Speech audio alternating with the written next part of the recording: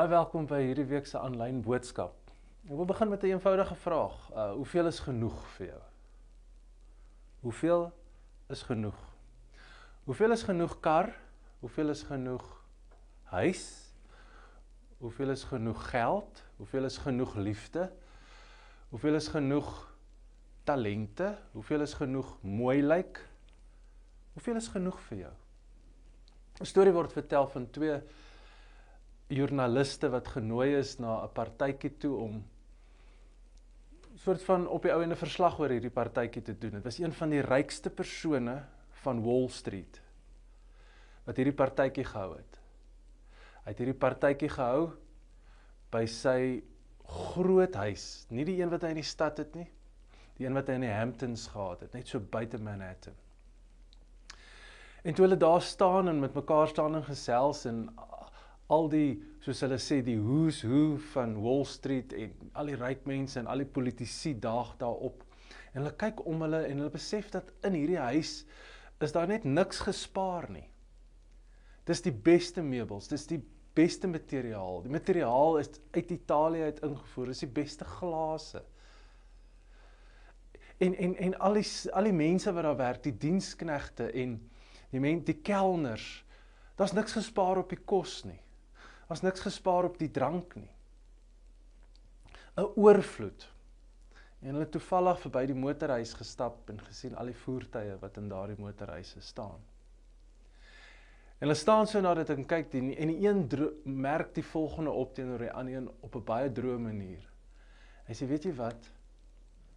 Enige persoon kan goed hê of iets hê wat hierdie persoon nie het nie. So, you can have something that this person doesn't have. En sy vriend vra vir hom wat, en hy antwoord hom die volgende: enough.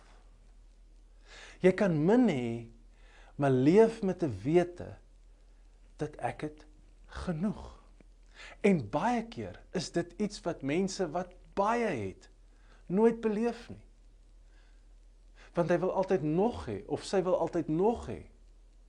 Maar jy kan 'n normale salarisstrekker wees. Selfs voel, ek het baie minder as my vriende, maar ek kan nog steeds leef vanuit 'n bewustheid, ek het genoeg. Ons almal leef vanuit waardesisteme. En hierdie bewustheid is ook 'n waardesisteem. Dit sê ek het genoeg. Maar waardesisteme bepaal ons optredes. Dit bepaal hoe ons die lewe benader. Dit bepaal ons houding teenoor sekere aspekte van ons lewe. In ons gemeente het ons 3 belangrike waardes, kernwaardes: evangelisasie, disippelskap en rentmeesterskap. En ons het die afgelope 3 Sondae oor dit gepraat. Ons het die eerste Sondag gesê, evangelisasie is hierdie, ons dra die goeie nuus van Jesus uit na almal in ons wêreld, en ons doen dit deur vriendskapsevangelisasie. Deurdat ons mense identifiseer in ons lewe, vir hulle bid, en as die geleentheid daar is, hulle nooi om ook kerk toe te kom, sodat hulle Jesus kan ontmoet, sodat hulle betekenis kan vind, sodat hulle lewens kan verander en verryk word deur die boodskap van Jesus. Verlede week het ons gepraat oor disippelskap. Die gedagte dat ons Jesus volg, en soos ons hom volg, verander ons.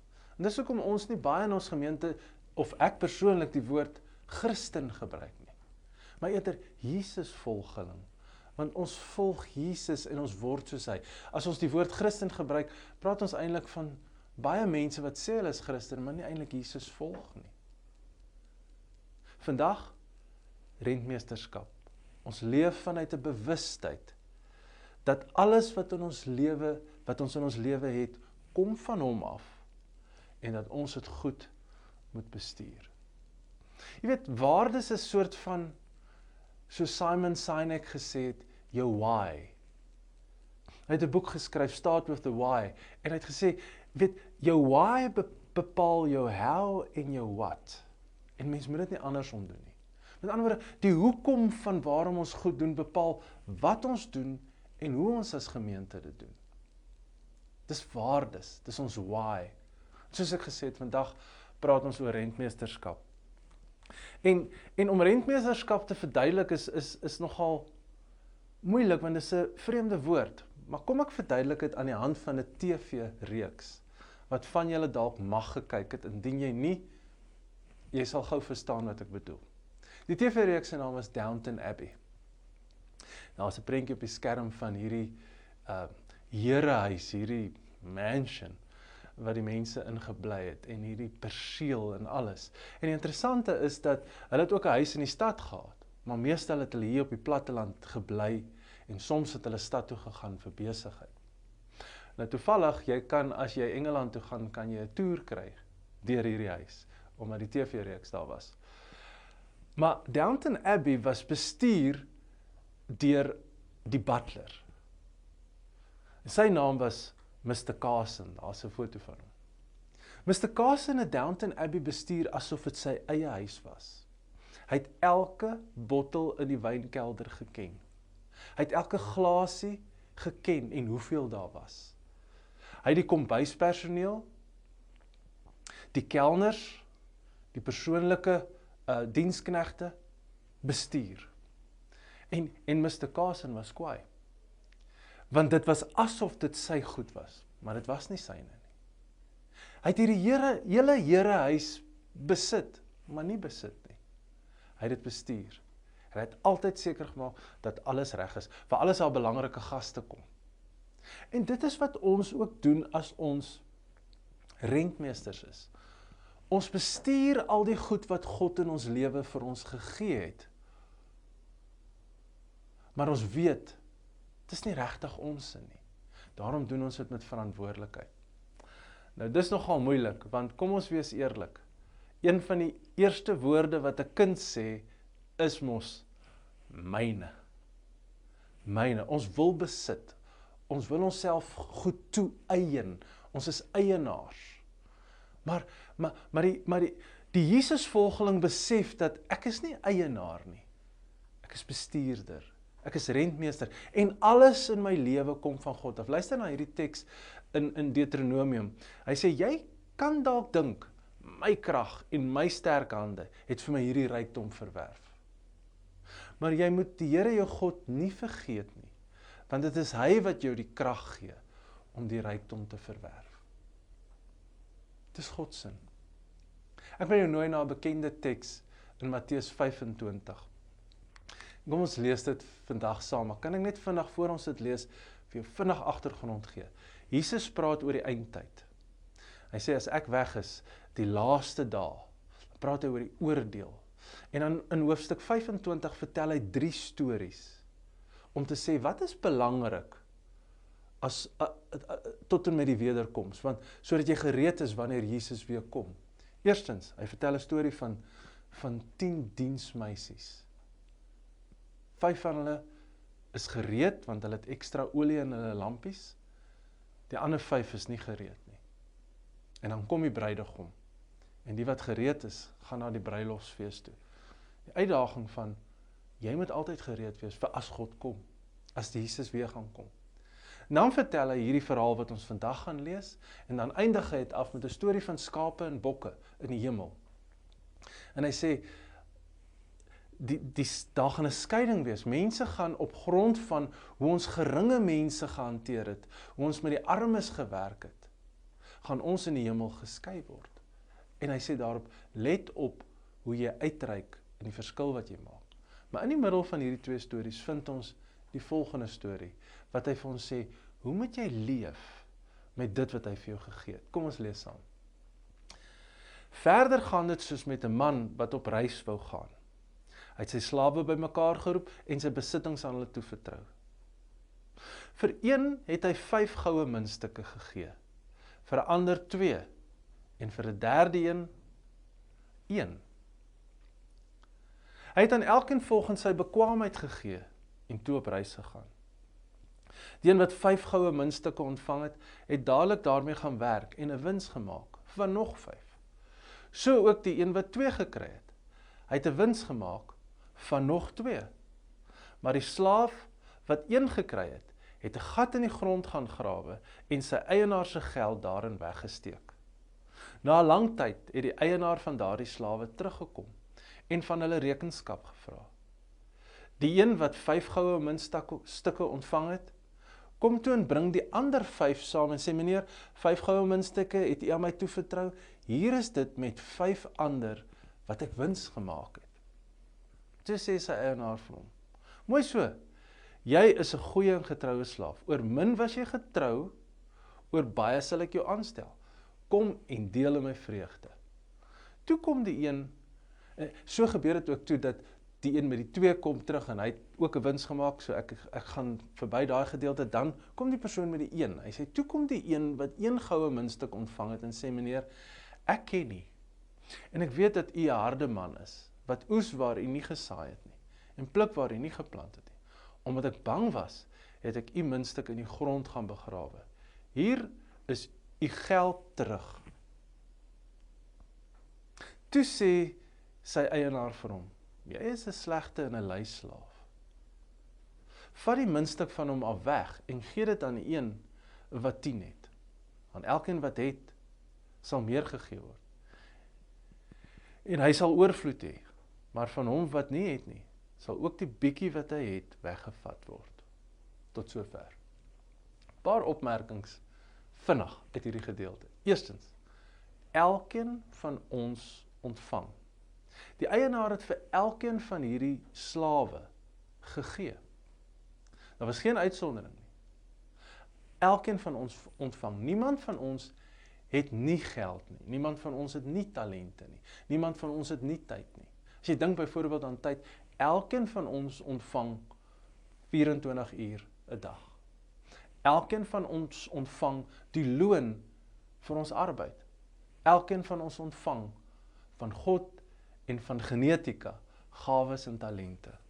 Daar's geen uitsondering nie. Ons almal. Maar dan leer hierdie verhaal ons ook die volgende. Hierdie verhaal leer vir ons dat elkeen ontvang verskillend. Ons ontvang verskillend, ons het nie dieselfde nie. En dan sê vers 13b, jy ontvang volgens jou bekwaamheid, waarmee jy betrou kan word, of vertrou kan word. So dis verskillend. En die interessante is dat ons probleem in hierdie wêreld lê gewoonlik met die vergelyk. Dat ons vergelyk met ander mense. So, hy of sy het meer as ek, en nou voel ek het nie. Maar ek besef nie, dis 'n Bybelse beginsel. Elkeen van ons ontvang verskillend. Jy het miskien al gaan golf speel saam met ander, en dan merk jy op, maar hierdie persoon is beter as jy. Of jy het gaan tennis speel, of jy het gaan fietsry. Miskien het jy somme gedoen, prentjies geteken, boeke gebalanseer, en jy kom agter, maar daar's mense wat dit beter as jy doen. Of jy kom agter, ek doen dit beter as ander. Ons ontvang verskillend. En solank as wat jy jou gaan vergelyk met ander, gaan jy nooit dit wat jy ontvang het, na die beste van jou vermoë gebruik nie. So besef dit, dis 'n Bybelse beginsel. Ons ontvang verskillend. Ons kan kwaad wees vir die lewe, ons kan kwaad wees vir omstandighede, vir ander mense, en dan kyk jy op die ou ende mis, dit wat jy ontvang het, en waarvoor jy rekenskap moet gee. En dis die derde gedagte uit hierdie teks. Elkeen moet verantwoording doen. Hierdie eienaar het teruggekom, en hy het vir al 3 hierdie slawe gevra, wat het julle gedoen met wat ek julle gegee het? Die eerste 2 het 'n wins gemaak. Die derde een het dit gaan begrawe. En die eienaar was kwaad vir hom gewees, omdat hy het gaan begrawe. Hy sê, jy's 'n slegte slaaf, en dan, ek kry hom nogal jammer, want hy het ten minste nie die geld verloor nie, maar hy het nie die geld gebruik, sodat dit 'n impak kon maak nie, sodat dit meer kon word nie.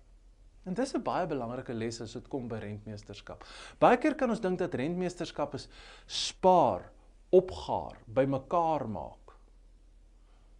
Maar rentmeesterskap is ook om uit te waag, en te gee, en goed te doen, en dit daar uit te kry, en die Here te vertrou, dat hy dit sal gebruik, dat hy dit sal meer maak, dat hy vir jou sal sorg. En dan gaan die eienaar, en hy vat hierdie 1 muntstuk, en hy gee dit aan die een wat reeds 10 het. Want wat sou jy doen? Sal jy jou geld by 'n belegger sit wat nie groei toon nie, of sal jy jou geld by 'n belegger sit wat groot groei toon? En dis presies wat hierdie eienaar doen. Hy sê, my 1 muntstuk is baie beter af by hierdie persoon wat 10 het, as by die persoon selfs wat 4 nou het. En glad nie by die persoon wat dit gaan begrawe het nie. Was iets wat ons moet hoor. En dit is, God gaan van elkeen van ons verantwoording eis. En hoe lank gaan jy vashou? Hoe lank gaan jy opgaar? Hoe lank gaan jy begrawe? Dit wat hy vir jou gegee het om te bestuur. En dis die beginsel van rentmeesterskap. Rentmeesterskap kan in 3 woorde opgesom word. Vergenoeg, verantwoordelik, vrygewig. Vergenoegdheid, ek het genoeg. Ek hoef nie heeltyd te jaag na meer nie. Ek het genoeg. En al is dit verskillend, al bly jy in 'n 2 slaapkamerplek, of 'n 1 slaapkamerplek, of 'n 3 of 'n 4 slaapkamerplek. As dit genoeg is vir jou behoeftes, is dit genoeg. Jy hoef nie 'n beter adres te hê, om beter te lyk nie. As dit genoeg is vir jou behoeftes, is dit genoeg. Jy kan 10.000, 20.000, 30.000, 40.000 verdien, of selfs 100.000 verdien. As dit genoeg is vir jou behoeftes, is dit genoeg. As jou kar aanskakel en hy ry, en in hierdie warm weer wat ons nou het, kan jy ligversorging aansit, al het hy dalk 180 of 200.000 kilos op.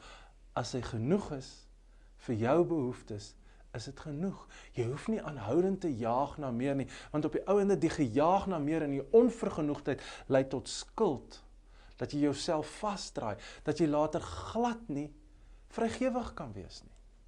So, rentmeesterskap sê, ek is vergenoeg, ek het genoeg, al moet ek baie keer eenvoudiger lewe, maar ek leef vanuit hierdie bewustheid, ek het genoeg. En ja, dit gaan oor verantwoordelik wees.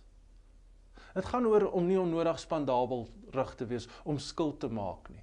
Dit gaan om verantwoording te neem vir dit wat hy vir my gegee het. Verantwoordelik te wees met my tyd. En dan gaan dit juis om vrygewig te wees. Paulus skryf aan Timoteus, dan sê vir die mense wat ryk is in hierdie wêreld. Nou onmiddellik sê hy, dit tel nie vir my nie, ek is nie ryk nie. Luister, as ons in 'n baksteenhuis bly, is ons ryk. As ons 'n voertuig het, is ons ryk. As ons 'n salaris verdien, is ons ryk. Teen die res van die armoede in Afrika en ander gedeeltes in die wêreld. Ons is ryk. Hy sê aan hulle wat ryk is, om vrygewig te wees, om te gee. Gee van jou tyd, gee van jou talente, gee van jou geld. So hoe sal hierdie beginsel lyk in ons praktiese lewe? Ek sluit vinnig af. Wat jou finansies aanbetref, besef jy het genoeg. Begroot en beplan van dit wat jy ontvang het. Bou ruimte in jou begroting, sodat jy vrygewig kan wees. Iemand het eenslag dit so verduidelik. Gee 10% weg, spaar 10%, leef met die res, en jy sal okay wees. En dis die beginsel wat ons in ons gemeente probeer toepas. Ons glo dat mense vrygewig bydra tot ons gemeente. Ons praat van 'n 10de, of 'n persentasie, of 'n gedeelte van jou inkomste, maar eerste. Dis wat jy eerste doen. Dis wat bo aan jou begroting staan. Dis wat bo aan my persoonlike begroting staan. My 10de. Ja, en daar is maande wat ek dit gee, wat ek so 'n bietjie, hoe gaan hierdie maand loop? Elke maand sorg God. Elke maand voorsien die Here. En in hierdie gemeente van ons, hou ons nooit fondsinsamelings nie. Want die gemeente is getrou en hulle gee, sodat die gemeente weer op sy beurt vrygewig kan wees vir projekte in mense se lewens en uitreike. Wat ons tyd betref, dink ek, as 'n verantwoordelike rentmeester is dit nodig dat elkeen van ons week sal beplan. Weekbeplanning is ongelooflik belangrik. As jy wil suksesvol wees by jou werk, definitief. Maar ook om seker te maak dat die regte dinge gebeur in jou week. Dis hoekom ek altyd sê, sit die groot prioriteite van jou lewe eerste in jou weekprogram. En kan ek vir jou iets sê, en dit kom natuurlik van Stephen Covey af, hy sê, Die groot prioriteite van jou lewe is gewoonlik belangrik, maar nie dringend nie. Dis belangrik om te eet en gesond te eet, maar is nie so dringend nie. Ek kan gou stop en wegneem kos kry, wat nie gesond is nie. Dis belangrik om so 'n bietjie te oefen en aktief te wees, maar is nie dringend nie. So ek kan dit heel laaste inpas as daar 'n plek is. Dit is belangrik om kerk toe te gaan. Dit is belangrik om vir die Here te leef. Stilte tyd is belangrik, maar is nie so dringend nie. Die ander goed kan my kalender eers volmaak. Sit eers op jou kalender jou stilte tyd. Jou tyd met jou familie, jou tyd met jou vriende, jou oefen, jou gesond eet. Sit dit eers in jou kalender. En dan maak jy jou kalender vol met al jou ander verantwoordelikhede wat jy het en leef daai weekprogram. Jy sal agterkom. Die Here vermeerder jou tyd. Hy vermeerder jou tyd. Jou kapasiteit word meer omdat jy die belangrike dinge eers te doen en jou dagboek vol maak met die res. Hoe werk dit wat ons talente en ons gawes betref? Ek dink dit is belangrik dat elke mens sal ontdek waar lê jou sterkpunte en maak dit beter.